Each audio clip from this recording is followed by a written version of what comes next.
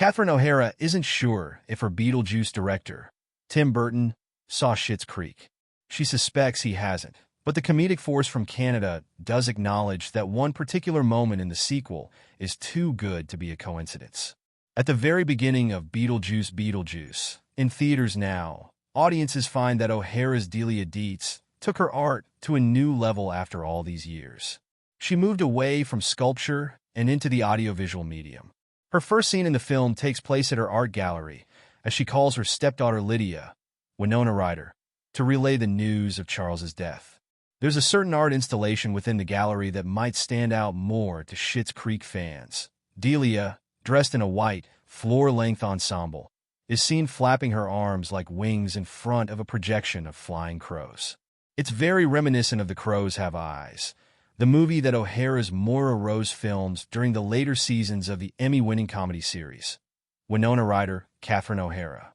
In a conversation with co-star Ryder for Entertainment Weekly, O'Hara recalls shooting that sequence. First, it was going to be different birds, and then it turned out to be crows, she says. Then Tim said, "Do you want to flap your arms?" And I did. But I thought, did Tim ever see Schitt's Creek? I have a feeling he didn't, and I didn't want to presume, because it sounded, I don't know, ego-based. Perhaps you've seen my work. So I didn't say anything, and I thought he probably won't use it. But then he did. I really have no idea whether Tim's ever seen Schitt's Creek or knows any crow thing, O'Hara continues. Isn't it weird? It's weird that I am flapping my arms, and there's crows. Ryder sees the similarities between Delia Dietz and Moira Rose. They're both artists, she says, and they're sensitives. They think they are, O'Hara adds. Nobody understands how much they have to offer in every kind of creativity, in every creative endeavor. They are so multi-talented, and no one seems to get it.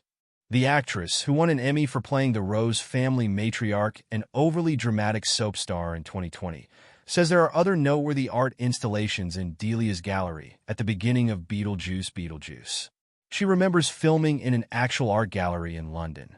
I wish you could see every piece of that with a program with the best bulls, art speak, all the blurbs written about each piece, she tells Ryder.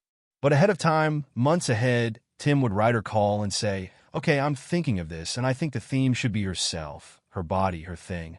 But do you have any ideas?" And then I got to send crazy that are in the movie, these art pieces that I got to do.